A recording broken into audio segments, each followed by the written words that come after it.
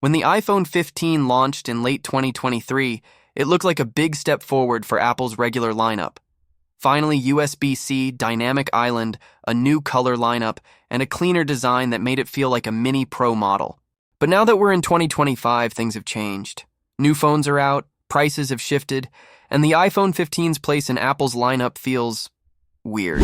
Hey everyone, I'm Ryan, and today we're going to see how the iPhone 15 really holds up 2 years later.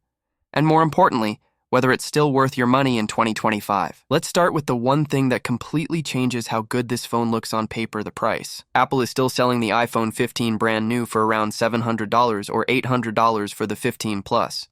At the same time, you can now get the iPhone 16e, a newer model, for just $600. And that's the problem.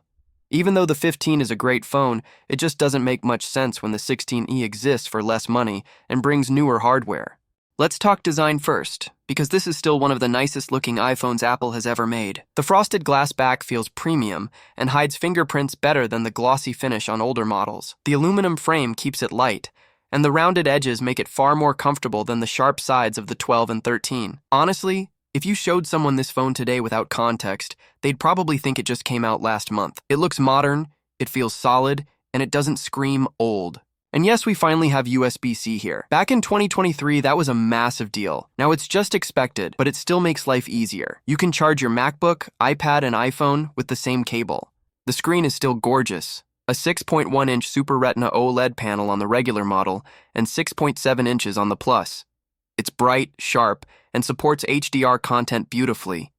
There's no Pro Motion though, still locked at 60 Hz. And that's probably the biggest visual difference if you compare it to a Pro or newer model. Scrolling feels fine, but if you've ever used a 120 Hz iPhone, you'll notice immediately. That said, most people don't care. It's not a deal breaker unless you're used to smoother displays or you play a lot of mobile games. The iPhone 15's camera system is still excellent in 2025. You get a 48 megapixel main lens and a 12 megapixel ultra-wide. In good lighting, photos look incredibly sharp, and Apple's color science keeps them realistic, not oversaturated like some Android phones. Low light has improved a lot compared to the iPhone 13 and 14, and you can even use that 48 megapixel sensor to zoom in 2x without losing much quality. The ultra-wide is great for travel and landscape shots. Sure, the 16 Pro can zoom further, but for most people, this is more than enough.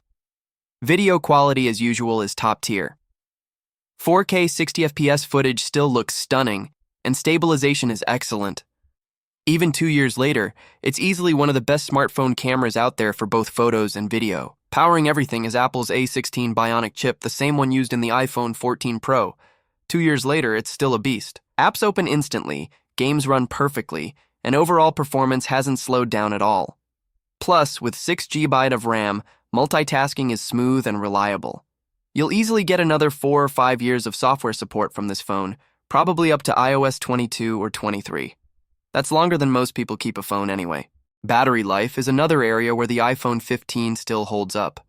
The regular version offers around 20 hours of video playback, and the 15 Plus bumps that up to around 26 hours.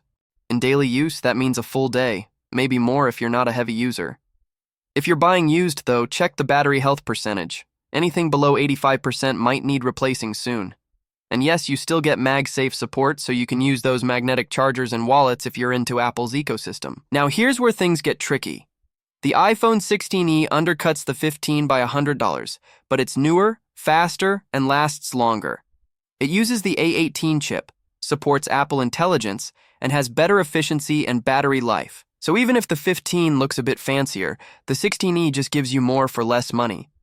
That's why most reviewers, myself included, would tell you to skip the 15 if you're buying brand new. But here's where the story changes: used and refurbished prices. If you can find a clean iPhone 15 for around $450 to $500, that's an entirely different deal. At that price, it suddenly becomes one of the best mid-range options out there. A flagship experience without the flagship price. Sites like Swappa, eBay, and certified refurbished programs often sell these with full warranties. Just double-check that the battery is healthy and that it's unlocked. The iPhone 15 is one of those devices that's excellent in every way, but just awkwardly placed in Apple's current lineup. It's beautiful, fast, reliable, and still feels like a flagship. The problem isn't the phone, it's the pricing strategy. In 2025, it's not about whether the iPhone 15 is good, it's about whether it's good for the price. And brand new, it's not. Used? Absolutely. So if you're looking for a reliable iPhone that'll last years, the 15 remains a great option. Just don't pay Apple's full retail price for it. Anyway, that's my honest take on the iPhone 15 in 2025. Still a great phone, just trapped in a weird pricing spot. What do you guys think? Would you still buy one, or would you go for the 16E instead? Let me know in the comments, and if you found this helpful, make sure to drop a like and subscribe for more simple, straight-to-the-point tech videos. Thanks for watching.